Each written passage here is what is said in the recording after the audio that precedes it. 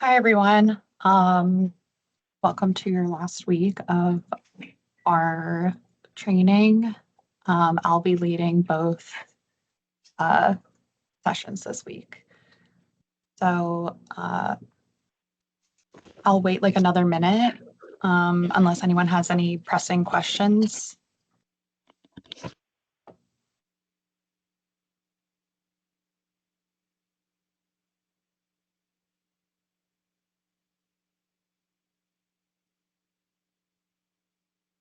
Okay.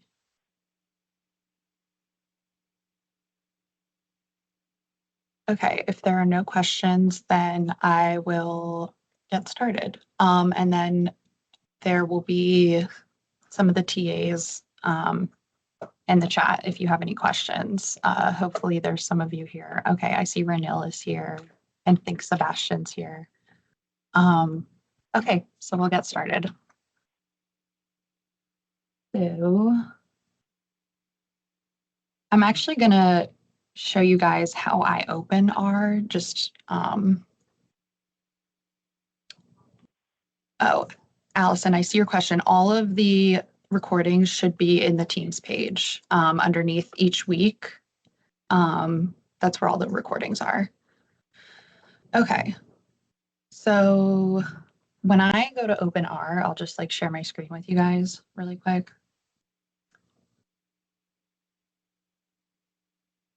Just to kind of show you like when I want to open, just to show you how like our project is kind of user friendly. I have all my like stuff that I do in R in this one folder in my OneDrive, and then I have our summer training here. So I have all the scripts in here. And if I want to just like open this project, it's kind of like opening your working directory, but like for like the current project you're working on. So like I made this summer R training, project. And if I just double click the like R project file itself, it actually opens R Studio right into that project. So just like a little thing to show you. So it actually opened on my main. Oh, Kelsey, did you have a question? Yeah. Oh, on that, on the name, you wrote summer 2024 R training. Suppose you wrote like summer day one training and you want to go back and change it. Will you changing the name of that affect the ability to open it? I actually don't know. Let me try. Cool, thanks. Okay, so okay, just for fun, let's see. It should. It's just opening it on my other monitor slowly, so you can't see, but I'll move it over once it's open. Oh, actually, it opened here. Yeah, so even if you change the name, it'll open, but it might still look like the old project name. I think because that's just the name of the folder I have it saved in. Um, but yeah, if you rename it, it should be okay. Good question. All right, so we don't need to download anything, so we'll just start a new R script. Okay. And then on my other screen, I'll walk through our like agenda and lesson for this week. So we're going to be working on binding data frames and reshaping data frames basically today. So the first thing we're going to look at is binding multiple data frames. So the first is binding by columns and then by rows. So week 6.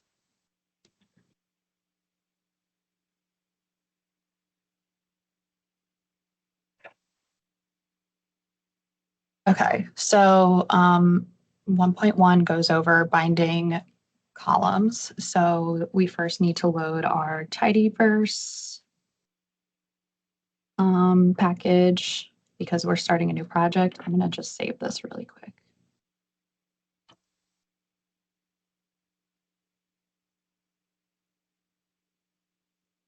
Okay. And then You'll see down in my console. Oh, is everyone? I'm going to zoom in a little bit just so everyone can see.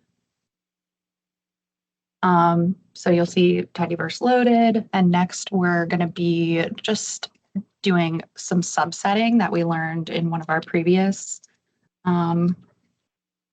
lessons where we are using the air quality data set that is built into R. And we are just subsetting or indexing it to make these smaller data frames. So you'll remember we do that by using the brackets. And this is just, all this is doing is subsetting the air quality data set by 4 rows and 2 columns. So it's just like basically us naming this is only going to show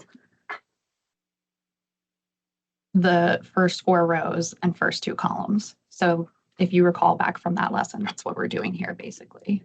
And we're just doing this to, show a demo of how the binding function works. So again, we're subsetting the air quality again.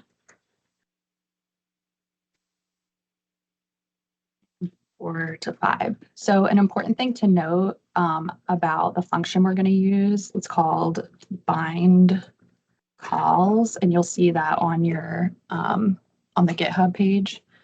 And bind columns, it can bind multiple data frames by the column, but all the data frames need to have the same number of rows. So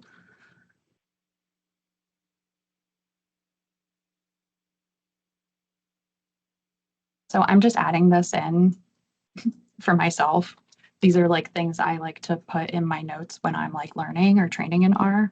So I'm trying to do that for you guys too. So how we use this one after we've run both our 1 and 2, so we can see that data frame and that data frame. So if you click on the name, not this arrow, if you click on the name of your object in your global environment, it's the same thing as typing out view, the view function. So just to let you know, that's like a manual way to do it. So we're just going to combine these two. And we do that by doing bind underscore calls 1, 2. And if we run that, our result pops up at the bottom where it basically just attached these two data frames by columns. So you'll see in the GitHub page, there's a nice like visual of showing like visually what's happening. And these are really helpful for me. And then next we're going to go over bind rows, which you can see does the same thing, but binding them by row. So these figures are helpful if you ever kind of forget like what things do. I'm definitely a visual learner, so this helps me understand better. Okay. So that's how bind columns works. And next we'll do the same thing, but with bind rows. So bind rows is slightly different than bind columns in that the columns are matched by name. So if there's any missing columns, they'll just be filled with NA. So you don't necessarily need to have the same number of columns. Kind of like you needed the same number of rows for your bind calls, so you don't need to have the same number of rows for this, or same number of columns for this one. You'll see. And so we're going to, again, subset the air quality data set, but slightly differently this time. And in this example, Min is including a data frame that has a slightly different number of columns. So you'll see how R is able to work with that. So first one is air quality 1 to 4, and then columns 1 through 3. 2 is air quality 9 to 10, and then columns 1 to 3. So again, we have 3 columns, but then the third subsection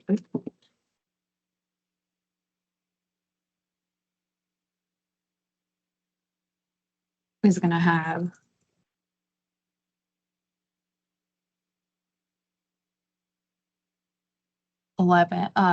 one row of data, but then 4 columns. So if you run each of these, so running these will overwrite the initial ones we made, just so you know. And if we check out these 3, we've got a, 3 across by 4 rows, 3 across by 2 rows, and then one row with 4 across. So, and these are going to be combined like stacking, like you saw here. But just because they have the different number of columns, R will be able to work with that. So let's run our bind rows and see what that looks like.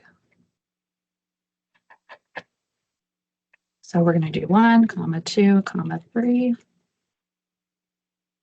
And you'll see that because there wasn't the temperature column in data frames 1 and 2, it just created a column and just filled this with NA. Because we can match like temperature with the other information we were given from data frame number 3, but not on the other ones. So you're able to kind of just fill that in, but it doesn't work when you do it with bind columns, because if there's a different number of rows, then there's no way to know what data goes there or if there was data that should go there. So that's kind of why there's this difference in the two. So that's the bind function. Are there any questions so far? We're about halfway done. Yeah, I had a question. Yeah, we had one. I'm sorry, I was Oh. saying we had one question. Sure. Yeah, Jessica, this is so is that means if we do the rows combining, is that means we need the column name should be the same? Yes, that's what it's saying. So, and I think Min has written that at the bottom. So, in her notes on the GitHub page. So she wrote columns are matched by name. Okay. And and thank you for also pointing the that capital, and the the lowercase and the capital should be the same. Yes. Yes, Okay, because gotcha. R is cap sensitive. Cap So sensitive. if it's, so kind of like when we're referencing different data frames and column names, how if you don't capitalize them appropriately or lowercase them, it'll not recognize what you're trying to call. So yes, you definitely need to have same column names, same case, same everything. That's Gotcha. why that janitor data set with the clean names function that we've used in a couple of different trainings is helpful, because you can use that on data sets to make naming consistent. So yeah, you definitely want to make sure when you're using bind rows that your columns have the same name. Cool, thank you.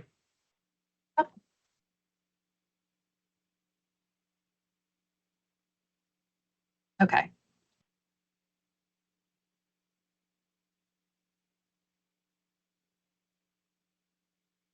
Okay, cool. Yeah, thanks. Good question. Any others? Are we good to go? We'll move on. All right, I'm going to keep going then. So next we're going to talk about, we're going to go over reshaping data using these two functions, pivot longer and pivot wider. So basically they kind of do what they say they'll do. So pivot longer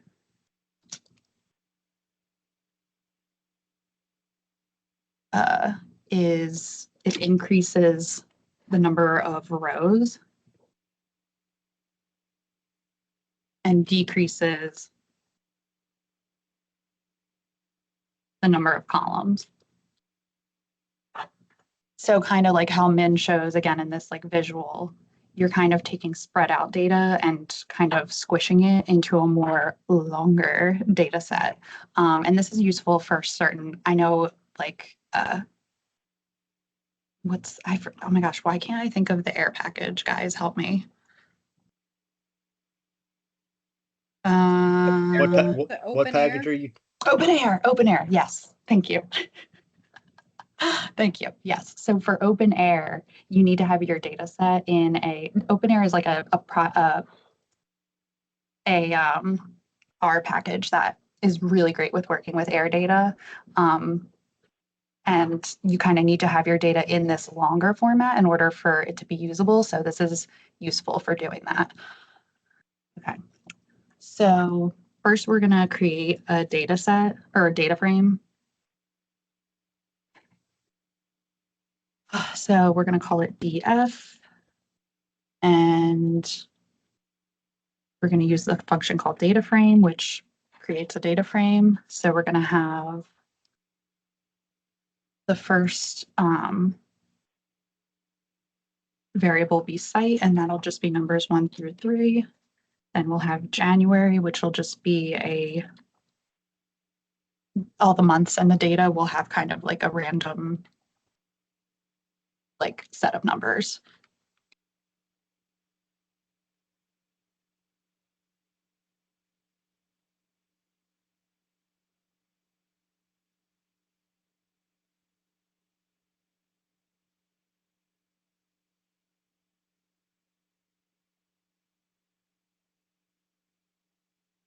And then March.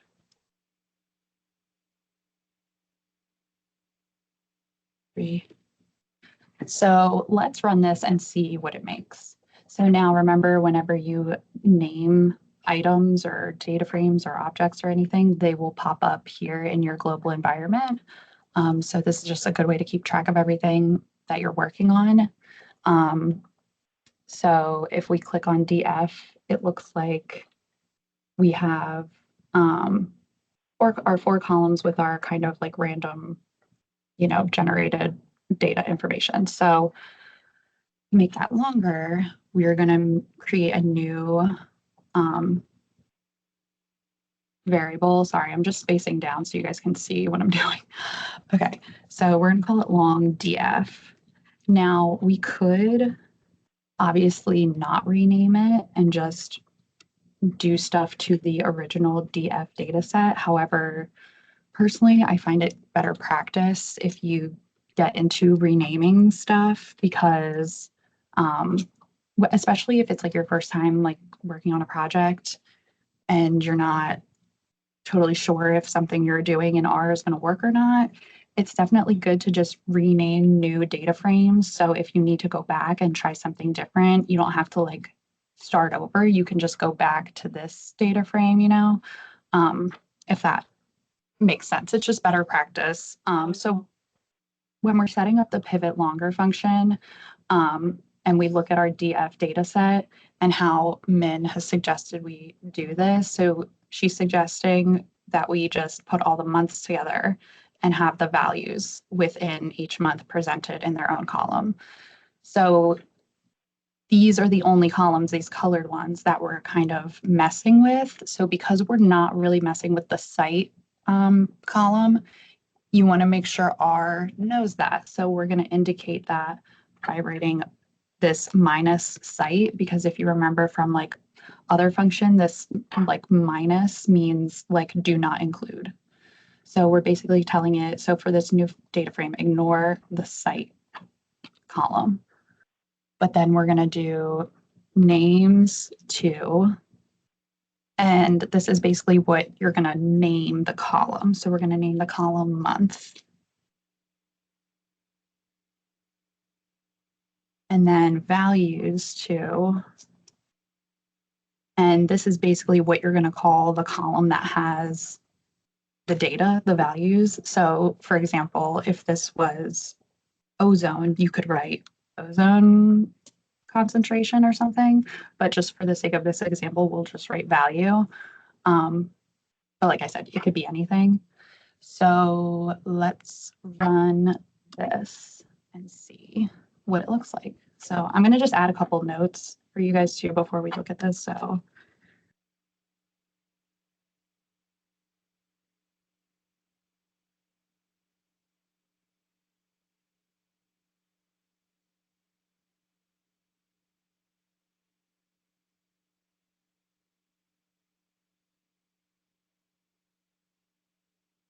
And then I'm just going to write here that reassigning data frames with new names is good practice. Just so you remember, you know, if you ever, because like when I learned R, I just went back to all my training scripts like these and would copy and paste them. So having notes in my, you know, training script to help me remember like why I did this or, you know, whatever, why this is minus site. So those notes help me when I try to do this by myself later. So yeah, basically, again, this is just so you don't overwrite the DF data frame. But I'm going to show you another way to do pivot longer. So first, we're going to not rename it to kind of show you another way and also what it looks like if you don't rename it. So instead of doing minus site, we're going to tell this function that we only want to, another way you could do it is like for these columns, so January through March. And R recognizes that as the column names in the DF data frame. And then same thing as the one above, we'll do names to month and then values to value. I'll just do something else for fun. Let me see. Concentration. Okay, so if we run this,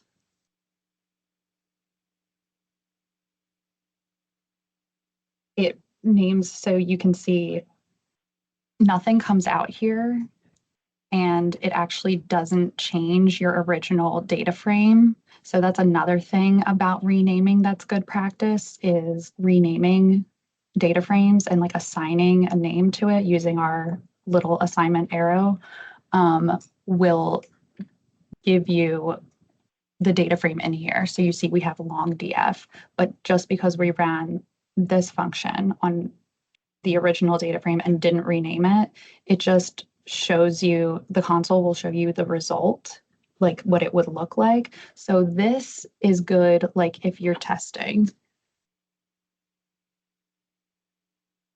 If you're like just testing a function or messing with a data set, but you definitely want to rename it once you know it works so that it basically saves the name of the data frame. So right now, this pivot longer that we did to the original DF data frame is not saved. You would need to rename it to save it.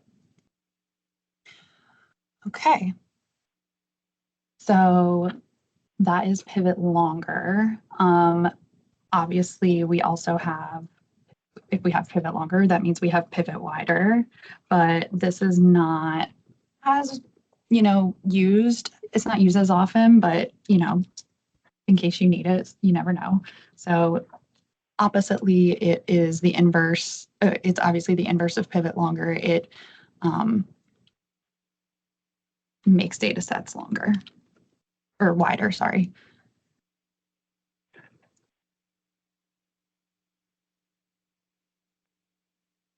Okay. Also, I'll just quickly add, if you wanted to rename this, the data set this way, you could just do it like this. Oh, wait, actually, hold on. Never mind. I'm not going to go over that just now. So for pivot wider, again, it's kind of the opposite of what we did before. You're going to be taking the long data set and making it wider. So just for this example, we're going to take the original long data frame that we made last step and just kind of undo that.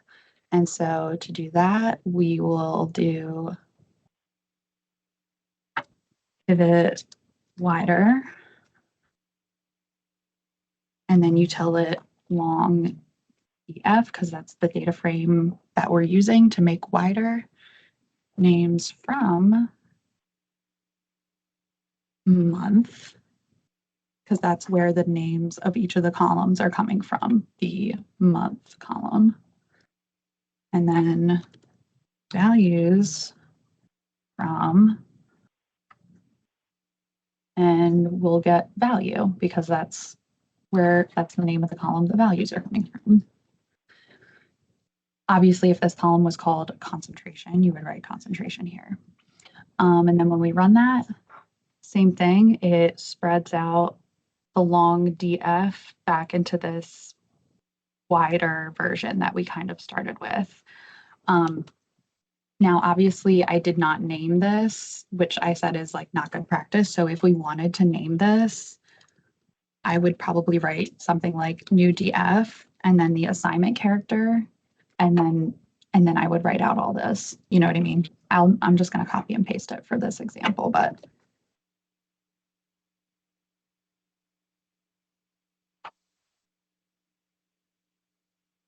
so pivot wider just again showed us the result down here in the console, but if I run this line, then you'll see that this new data frame pops up in my global environment. So that's why I really wanted to go over the significance of naming something versus just testing it kind of. That way, you know, as you're working through your own work or project or something, you can kind of keep track of everything. If you need stuff saved, if you're just testing things, I want you, at least this is kind of how I use it. So yeah, that's actually it for this, this training today, but I can go over the exercises if anyone wants as well, because they are a little bit more challenging than this simple stuff that we've did. But before I do that, I'll take any questions.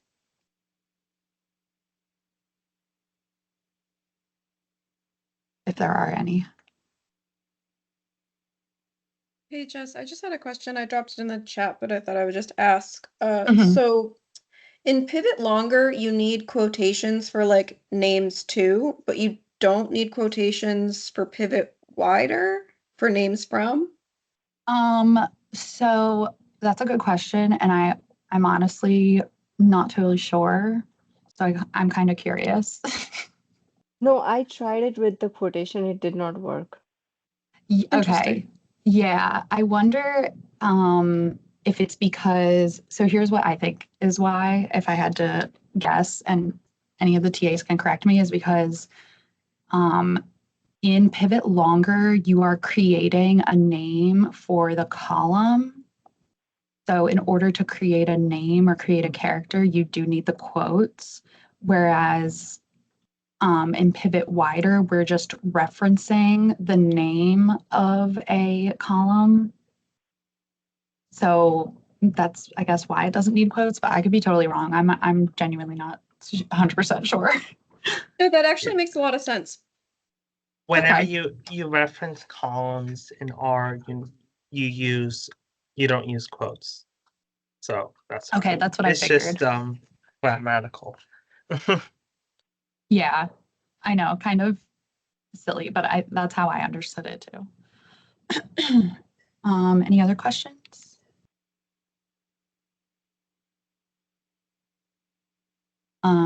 Since there's like so much time left, do you guys want to go over the, I think it would be helpful, Yes, even though please. you're, yes, I'm getting some thumbs up. Okay, cool. All right, so the first, there's only 2 exercises with Pivot Wider and Pivot Longer, which is good. Because I've definitely, the bind rows and bind columns seems pretty intuitive, but Pivot Longer and Pivot Wider can get a little funky. So the exercise for Pivot Longer is to apply the Pivot Longer function. I'm just going to copy it.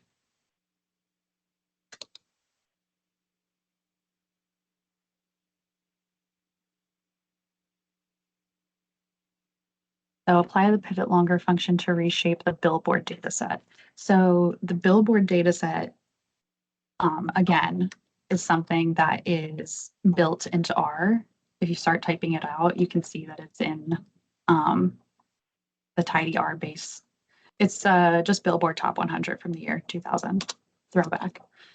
So if we take a peek at this, again, So you do kind of have to use this view function to view the Billboard data set because it's not something in our data frame, it's just something built into R. So you do have to run this line of code in order to look at it. So I just kind of looked at this, you know, a few hours ago and did it on my own. And I was like, whoa, this is way too wide. So I was thinking the best way. So, you know, Min didn't provide how to make it longer.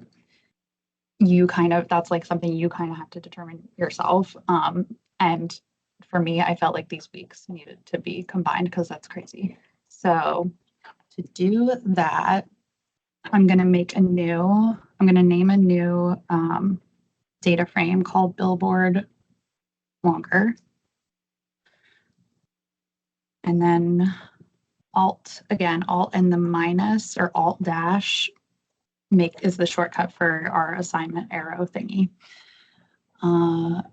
And next we're referencing the original Billboard data set, and then Control Shift M is how we do the shortcut for the pipe operator. So pivot longer. So because we have several rows or several columns that I want to skip, but we know like all the columns we want to combine, so to speak, I'm going to use this kind of way to tell it what columns I'm doing. So instead of doing, you know, minus track, minus artist, minus date, we're going to just tell it the range that we're going to use. So I'll do week 1 to, I think it goes all the way to 76, or yeah, hold on. Ooh, 76, okay. So week 76. Names to, and then I'm going to call this week because we're squishing together all the weeks, and then values. Oops. 2. And I'm just going to call that value because I actually don't really know what these numbers are personally, but all right, let's see how that works. Okay, so if we look at Billboard Longer, it's made our original Billboard data set, this crazy, you know, 76 weeks across data set into, you know, something a little more combined, something that's like maybe easier to work with and just look at. These songs are really bringing me back. But yeah, so that's how I would do this one. I will say I did try to do it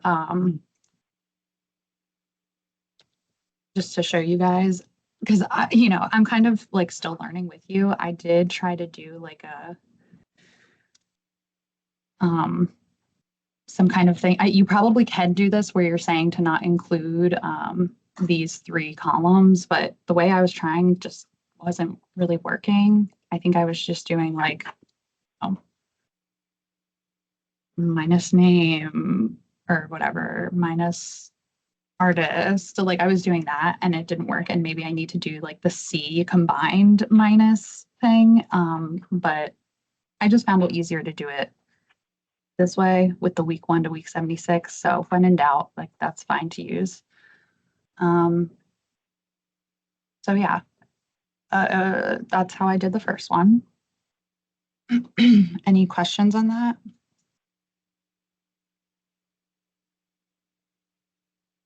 Okay. If not, I'll go on to the next one. So the next one is for pivot wider. So it says, use the pivot wider function to reshape the US rent income data set. So again, I kind of want to just take a peek at that because I don't know what that looks like. And if you just start typing in the name of things that R will guess what you're trying to type, and you can just hit, if they're guessing right, you can just hit enter and it'll fill it out for you. But let's view this data set. Okay, so it looks like we have a couple column names. And if you're not totally sure like what all this stuff means, and maybe I could have done this with Billboard in your console, but when it comes to the base, like the data sets that like come in R, if you want to learn more about them, you could just type question mark and then the name of the data set, and it'll give you all the information here. Oh, it's the rank of each song. See, that would have been helpful for me to know. So you could also get more information on the US rent income data set as well. And it'll pop up over here in your help window. So it's got state identifier, state name, and then, oh, interesting. Looks like we have a variable name column. So I think that is a good indicator of what we should spread out. So, and then we have the estimated value and the margin of error. So now that we kind of know what this looks like and we kind of know what we want to do, we can set up our pivot wider. So again, I'm going to rename this new one because that's just kind of how I roll. I'm always making a new name for something. And then we're going to pivot wider. We're going to tell it US rent income data set. And we're going to get the names from variable. And again, no quotes here. And then we're going to do values from. Now, this took me a little bit the first time to get it right, because if you look at our original US rent income, we have more than one column that is associated with the variable. We have estimate and margin of error. So we need to make sure both of these columns are like included under each income and rent. So it's not just going to be one thing like it was before in the example we did. We need two columns there. It's not going to be just the one. So to do this, I did our C to combine or concatenate, and then I wrote estimate and MOE, margin of error, and then close parenthesis. So if I run this and look at our new US rent income, it is, okay, so it's basically naming the columns based on what the names in the variable column were and the other columns I was referencing. So that's where this like estimate income, estimate rent, and whatnot comes from. And it has successfully matched each state with the estimate income, rent, and margin of error. So for this one, I'll just write that we need to combine the margin of error and estimate in the values from, because they're both displayed for each rent and income. So this is good. This is a good example. Like, even though this is your exercise, I think this is a good example for if you run into a situation like this where you have the two columns that are associated with your variable that you're like widening out. So yeah, that is the two exercises. And that is everything I got for you today. Like Sebastian said also in the chat, thank you. On this, I used, in the pivot longer exercise, I used the column names to indicate the range of columns that I wanted. Sebastian made a good point that I also could tell it that I just want to run columns 4 through 79. If you don't want to type out the names, R will recognize that I'm telling it the column like number. Wait, let me see. So yeah, I'm telling it I want column 4 through column 79. So that's just another way you can do it. So thank you, Sebastian. But Yeah, if anyone doesn't have any other questions, I can let you guys go early today. And I'll see you guys on Thursday for our last one.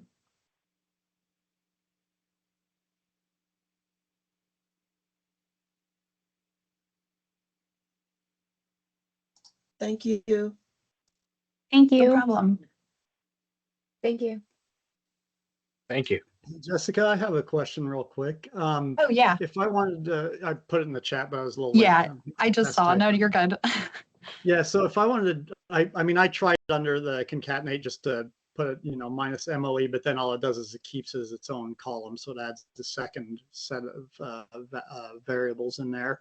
So if I wanted to just say, look, I want everything consolidated, but just get rid of the MOE or the margin of error column, where would I do that? Good question. In pivot wider, you said, right? Yeah, and I'm doing the same thing you did. I was looking at that and I was trying to scan through here and couldn't see it exactly. Yeah. I wonder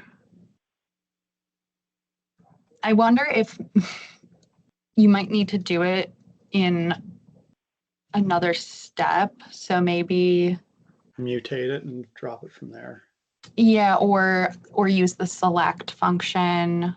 Like honestly, after this, I could probably do I don't know. I'm just gonna try something crazy. I wonder, so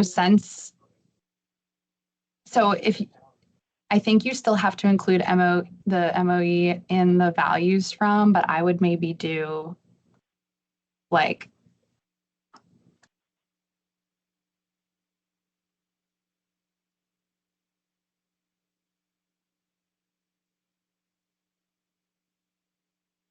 I don't know. Let's see if this works. Okay, yeah. So I did this, just added another line to do that, but there may be like a shorter way. But personally, just thinking of your question, this is probably how I would do it. I would have to do I would pipe this function down to add another step of deselecting these two columns. Okay. All right. Sorry, I don't have a better No, that's answer. Maybe fine. someone else does. When I looked at the help too, I didn't see I didn't get to read through all the help, but for that function, but I didn't see anything that stood out as how to drop something. So no, that's cool. You can Thank you. you can also just not include MOE. Just have estimate only. I was wondering that. So Yeah, you don't need to, you can be selective and only choose, like if you had like several and you only wanted estimate or something. You can also remove, like we were saying before, remove it, do a pipe before and remove the column, MOE as a column. Oh no. Yes, I hear what you're saying. Let me see. Yeah, just remove that and then, yeah, run that. And I think that should work. I think when I did it, it kept it in. Let's see. Oh yeah, so here's what it did. It kept MOE in and made it look like this, which is funky I and not see, right. okay. Yeah. Yeah, I just, So but yeah, you could also just remove MOE at the beginning, like you were saying, the mutate, and then it wouldn't be considered. yeah, or yeah. Filter, or use filter to remove the column, the lines with MOE. Yeah. You could do, again, you would have to do like a couple lines, like Sebastian is saying, you could do filter,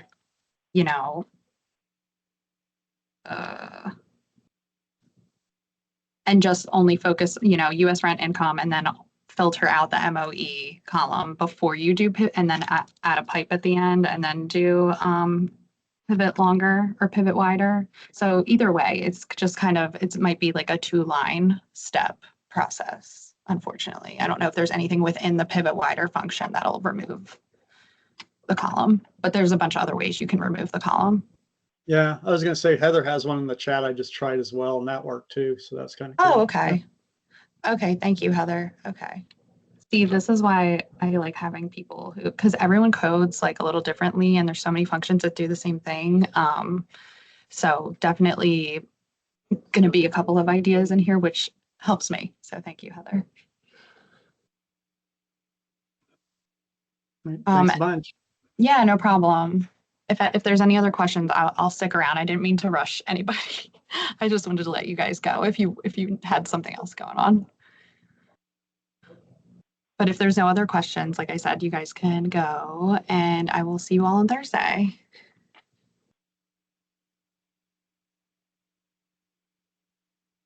Thank you. Yeah, thank you.